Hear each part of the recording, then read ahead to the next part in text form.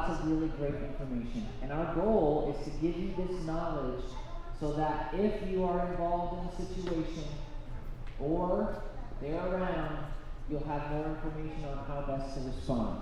And in order to do that, we've brought in an expert. His name is Dr. Grover, so give him a round of applause. He's going to share some very informative and interesting information with you. You will also have an opportunity to ask questions. Okay? So with that, I'll turn it over to Dr. Grover. Thank you. All right, good morning, y'all. My name is Casey. I've been a doctor, I think, for 15 years. I work in the ER, so we see a lot of drug and alcohol problems in the ER. And then I also practice what's called addiction medicine. So when people are having problems where they can't stop using a substance like cannabis or alcohol, they come see me. I'm going to share some stories today. So, first thing is we're going to talk about some different stuff. We're going to talk about drugs. We're going to talk about alcohol. You guys are 12? 11? 11? Okay. So whenever I meet a new patient who has an addiction, like this is somebody who has a problem with drugs and alcohol and they can't stop, okay? I always ask them, how old were you when you started using? Most of my patients say 11 or 13. Most drug use for my patients starts in middle school. So you guys are pretty close to middle school, right? You guys are in middle school. 2 weeks. Congratulations. My youngest patient, in terms of when they started using, started drinking alcohol at 7. So it happens. Yeah. So, and you guys are 6 going into 7, is that right?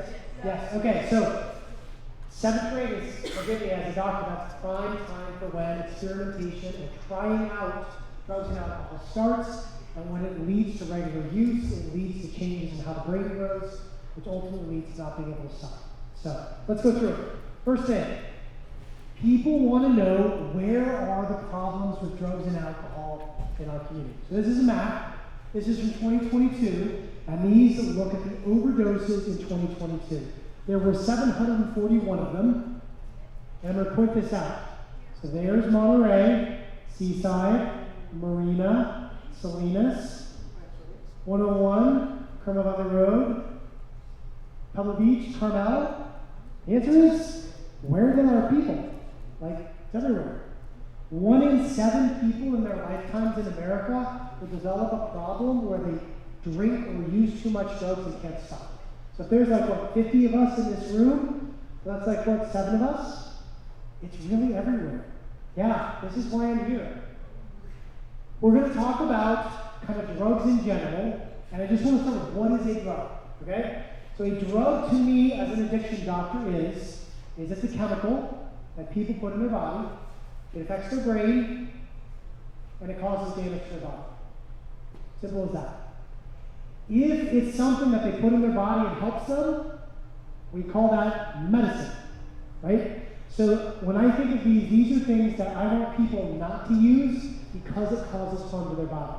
So kind of like cars, right? You have trucks, that's one class. You have sports cars, that's one class. Drugs are broken down into different classes, okay? So we have uppers. Those speed everything up. If you've heard of cocaine, if you've heard of amphetamines, those are uppers. They make the heart go faster, they make the breathing go faster, they make the brain go faster. When the brain goes too fast, sometimes people can see things that aren't there. That's called a hallucination, or they can even have a seizure. You know what a seizure is? People shake, right? So yeah, that's the major issue with uppers. We're mostly going to talk about downers, because that's what causes the most overdoses. Downers slow everything down. Slow down the breathing, slow down the heart rate, slow down the brain. The last class that we won't have time to talk about today are hallucinogens. Those make people see things that aren't there. Okay. For an entire year in the ER up at Chunk, I actually counted which drug caused the most harm to people. And it was alcohol. Why is it called drugs and alcohol if alcohol is a drug? Probably because for some reason society decided that alcohol was okay. I always joke about this. If I said to Mr. Coleman, hey, we should go wine tasting this weekend, he'd be like, yeah, that sounds fun. But if I said we should go cocaine tasting this weekend, he'd be like, absolutely not. For some reason, society has decided that alcohol is okay, so we tend to call it different.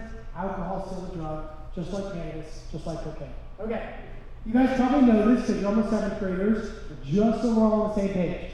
There are 3 basic types of alcohol. Beer is weak, it's only 5%. Okay? Wine is stronger, about 12%. And then there's liquor. Liquor comes in various strengths, but it's usually around 40%. Okay? So think of this in terms of strength. Kindergartner, like 4th grader, 8th grader. And that's the other strength. Okay? As a doctor, I need to be able to know when a person's drinking alcohol, how much is in their system. And what we measure is what's called a blood alcohol concentration. Okay? And we're going to go through it. Okay, most adults, believe it or not, don't actually drink that much. Get this. 80% of the alcohol in America is bought by 20% of the people. So think about that. We have some really heavy alcohol consumers, and most Americans drink a little bit here and there. So most adults drink in this range. This is a low blood alcohol concentration, meaning a low level of alcohol in the body. What does this do? Usually, to be honest, adults feel a little bit relaxed, they feel a little bit social, 1 or 2 drinks in the evening with a meal. Okay? I call that the green zone. As people drink more, alcohol affects the brain by making the brain not able to do various functions. Okay? You've probably seen it on TV, movies where people have been drinking. What does it usually look like? They can't talk right, so people start slurring their speech. That's one brain function that goes. That's probably right around here, like 2 to 5 drinks. People lose their balance, so they start to walk crooked. That's up in here. That's probably like, again, 2 to 5 drinks. You guys ever heard of a blackout? That's when somebody drinks so much they can't remember what happens. Basically, they remember up to a certain point, then they wake up the next morning and have no recall of what happened. That's up in this range. That's probably like over 5 drinks. Okay? And then as people keep drinking, alcohol's a downer. It turns everything down, and eventually it turns the brain down so much that people really fall asleep and don't really, it's hard to wake them up. We call that a stupor. Okay? Now, who's heard of alcohol poisoning? Okay, what is it? You drink too much and it makes you sick. Simple as that. Okay? Believe it or not, we get as many as 5 ambulances a day in our ER for alcohol poisoning. Okay? Now, as a doctor, this is really silly to say, but this is actually a little bit protective. When people are drinking, as they drink more, 2 things tend to happen. First, they get sick to their stomach and vomit. To me, that's good, right? When people get sick to their stomach and vomit, they stop drinking. They don't keep drinking more. And then the other thing is people fall asleep. What's good about falling asleep? They don't drink more alcohol.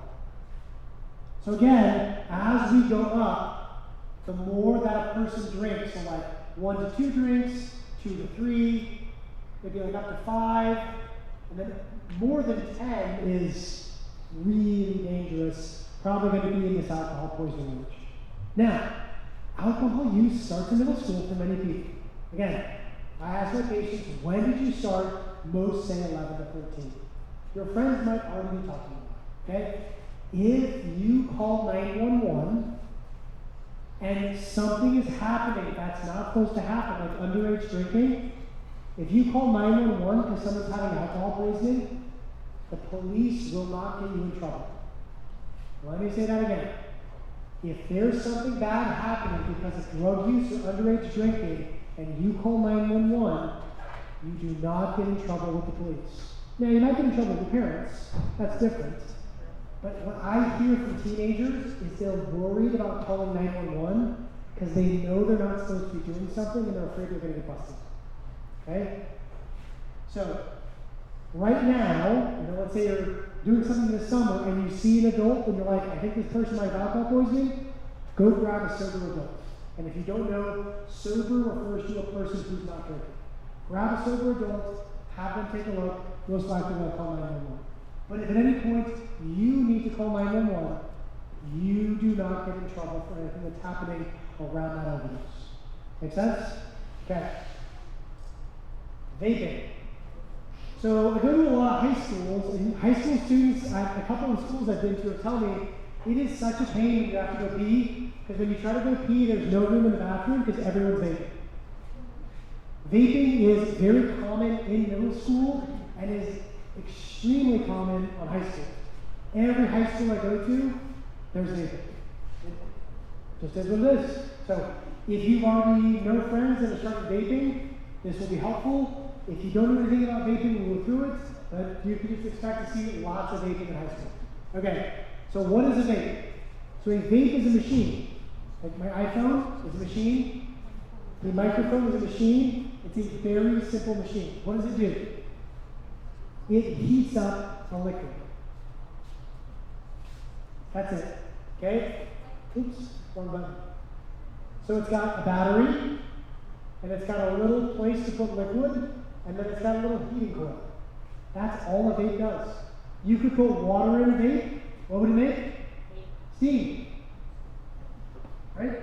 That is all the vape device does. And they look different, right? You guys have probably seen Juuls, or whatever disposable Juul-like device there is. Vapes have changed over time. The basic technology is still the same. It takes a liquid, it heats it up. Okay? Now, what I tend to hear is, oh, Dr. Grover, don't worry, it's just water vapor. Fortunately, there are multiple chemicals in the liquid that gets put in the vape. Okay? Does anyone know what chemical this is? Propylene glycol? Yes. Actually, no. It is antifreeze. Do you know what antifreeze is? It's what you put in cars when you go to the mountains so your car doesn't freeze up. That chemical, propylene glycol, that is the same chemical they put in car engines to make them not freeze. I don't know why more people don't know that when a person vapes, they're inhaling hot antifreeze, but I want you to take home, vaping is more than just water vapor. Okay? Now, when this liquid is heated, these chemicals change. And unfortunately, we see a lot of dangerous chemicals in the vape. There are some chemicals that cause cancer, and some of the particles go deep into the lungs and cause lung damage. Okay? So, again, vaping is a technology. The liquid contains various chemicals, and the chemicals get more dangerous once the vape gets turned on. Okay? People always ask me, is vaping safer than cigarettes? The answer is, I don't know. We as doctors don't have enough data yet, so we think vaping might be safer, but we really don't know. Hopefully we will know over the next 10, 15 years. That's a lot of time. Okay. Have you guys smelled anyone smoking recently? It smells pretty awful. Why would somebody smoke, right? The answer is there's a drug in a cigarette, and that drug is called nicotine. So nicotine is the drug that makes people want to smoke cigarettes and vaping. Just so we're on the same page, how a cigarette is built. So this part here is the butt. It's a cotton filter, and then it's rolled paper with dry tobacco leaf in it. The tobacco leaf naturally contains the nicotine. When a flame is put to it and it burns, it releases the nicotine. The vape, as you guys now know, is just a different way to make nicotine available to the body. People breathe in the vapors. Okay? Nicotine is actually interesting. Remember we talked about different drug classes? Nicotine is actually an upper and a downer. It's actually one of the more difficult drugs to take. Okay. Got about 10 minutes here. Alright. Cannabis. The other name you guys might know for cannabis is marijuana. People always talk about pot, weed, cannabis, marijuana. There are many names. Okay? So, in cannabis, this chemical is what we're going to focus on. THC. That's the chemical that's a downer in cannabis. Okay, remember I mentioned the drugs have different classes? Cannabis is a downer. Okay? Here's what I need you to know about cannabis, which is that cannabis is changing. Okay? So let's look at how strong cannabis was 50 years ago. So cannabis was only 1% THC 50 years ago. Cannabis today is 20 times stronger. It's really changing. Kind of like how, let me make this make sense. People like watermelon, and they don't like the seeds in watermelon. So what do? They bred the watermelon to not have seeds. Same thing with cannabis. Essentially, cannabis farmers have bred the cannabis to be strong. So, let me see if I can make this make sense. If you smoked cannabis 50 years ago, that's about as strong as eating one M&M. Smoking cannabis today is the same as a package of M&Ms. If you're wondering how do people use cannabis, it's most often smoked. Cannabis, like a cannabis cigarette, is what's called a joint or a blunt. That's usually what we're getting today. Now, remember we mentioned with vaping, you can put liquids in the machine. This cannabis product is almost 100% THC. So that's almost 100 times stronger than cannabis 50 years ago. That's like eating the whole Costco bag. So, let's say somebody hands you a vape. If it's got THC in it, it's important to know, is it 10% THC? Is it 20% THC? Or is it almost 100% THC? This is actually not meant for beginners. This is meant for someone who's been using cannabis for multiple years. If I were to use this, I would actually have a cannabis overdose. The term for that here is called greening out. You guys heard greening out? Yeah, greening out is basically cannabis overdose. What happens is one of three things. Number one, people get a little sick to their stomach and vomit. Number two, they either get really anxious and start hallucinating. Or number three, makes them very sleepy. So yes, this will absolutely cause a person to have a cannabis overdose. So again, what do I need you to know? Cannabis is changing and it's getting a lot stronger. Okay, the last thing we're going to talk about, and then we'll get some questions, is fentanyl. Okay? So fentanyl, of all the drugs we've talked about, is the strongest downward. Okay? We use it at the hospital very carefully. So I went to the hospital last night. Let's say somebody has a really bad pain. Like they got a kidney stone, or they break this bone here called the femur. That's really bad pain. Okay? We might actually give them a dose of fentanyl. It's a painkiller. It's a downer. It works by turning down the pain in the brain. Okay? The problem is that if fentanyl is not from a doctor, I'll show you, it's really easy to cause an overdose. Okay? So this is a penny. That's the amount of fentanyl that can kill me. Okay? So again, how do we give fentanyl at the hospital? We give it in the tiniest of doses very carefully. When people get fentanyl out of the hospital, like they get a pill from a friend, or actually they find a dealer, the dealers aren't very good. They don't make drugs very well, and so they might put too much fentanyl in and cause a person to stop breathing. That's how a fentanyl overdose actually happens. Remember I mentioned it's our strongest downer? It actually makes the breathing stop. Okay? Here's another example. This is obviously the tip of a pencil. That's the amount of fentanyl that can make me stop breathing and have me have an overdose. So it's really strong. And fentanyl comes in all sorts of shapes and sizes. So again, in the hospital, fentanyl is usually given very carefully from a doctor. When people get it out of the hospital, they're usually using it because they want to get high, meaning that they want to feel some effect from the drug. They want to feel different. They want to feel down. Okay? Some of my patients use powder. The vast majority of my patients buy these pills. They're fake. They're sold as some medicine name. It's not. It's fentanyl. This one's the number one that we see in Monterey County. You can see it's blue with an M on one side and a 30 on the other. That's probably the number one drug that I see that my patients are buying when they use fentanyl. They call them blues, M30s, perk 30s, oxy 30s, all sorts of names. But this is something we see a lot of on high school campuses. So if someone offers you a pill that's blue with an M on one side and a 30 on the other, assume it's fentanyl. Okay. Last thing, and then we'll take some questions. What is an overdose? An overdose is when you use too much of some sort of drug or alcohol, and it makes you sick. Every drug has a little bit of a different overdose, right? We talked about alcohol makes you vomit and really sleepy. We talked about cannabis and greening out. Fentanyl is the one with the worst overdose because it's such a strong downer, it makes the breathing stop. When the breathing stops, that is actually what kills people.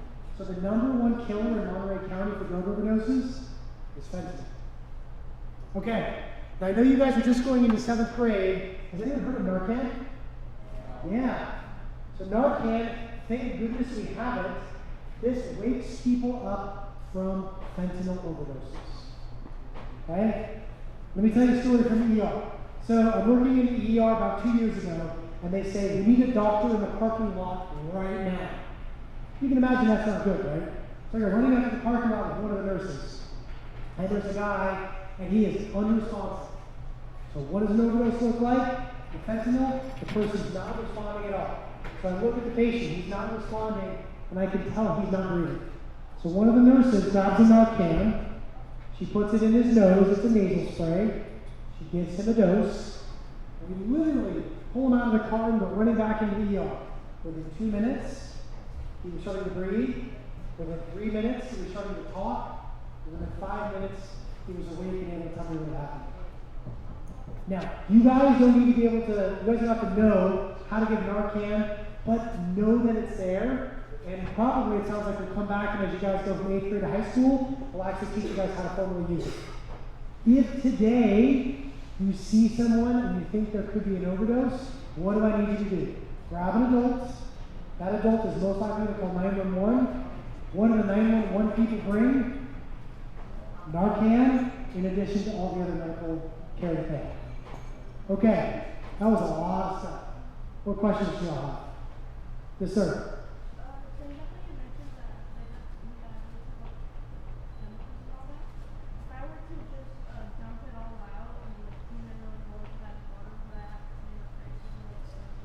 So the question is basically like, could you vape without having anything bad happen? So the answer is that the little vape cartridges, sometimes they're sealed and hard to open. They do make refillable ones. If you were to dump out the liquid in the vape and just put in water, it would probably damage the device. This chemical here almost acts like kind of like a lubricant to the device. So if you wanted to vape water, you would just have steam coming out of the device, but it would probably damage the actual little machine. Yeah. Yes, ma'am. Ooh, good question. How do you prevent secondhand vape, third-hand vape, and then also secondhand smoking? If you can, it's to have that person vape outdoors, because then the wind will blow the particles away from you. If you're in a room with them, the answer may be you just have to excuse yourself. It also depends on the size of the room. Like if you're in a car with someone, that's a really small air space, you're going to get the most smoke or vaping windows. Yes, ma'am.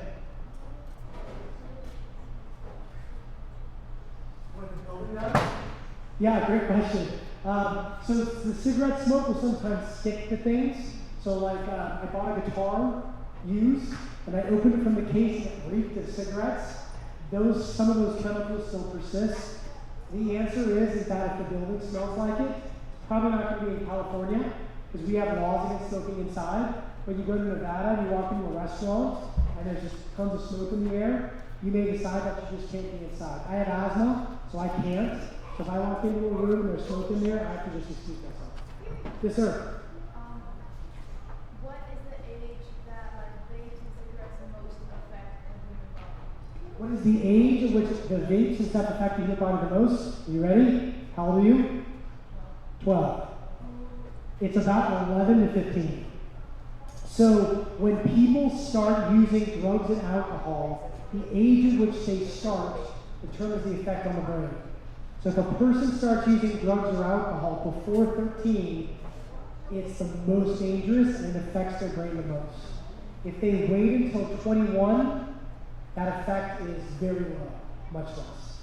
You guys have any question? Other questions? Yes, sir. Is there fentanyl in energy drinks?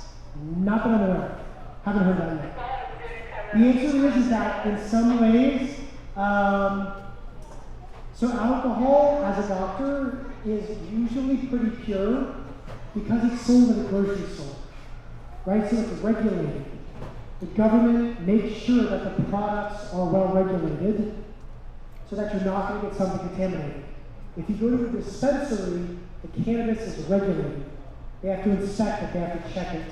Energy drinks, if they're sold from a store, are going to be inspected and regulated. But if you get like an energy drink from like some random guy and you don't know anything about it, yeah. Other questions? I think we are out of time. I'm going to give the mic back. All right, let's give Dr. Grover a round of applause. Thank you for being a respectful audience. We're so lucky to have Dr. Grover here. If you have more questions, I encourage you to write them down. You can ask any one of us here at school. If we don't know the answer, we will certainly get it for you. Okay? So again, thank you for bringing a great audience and have a good afternoon.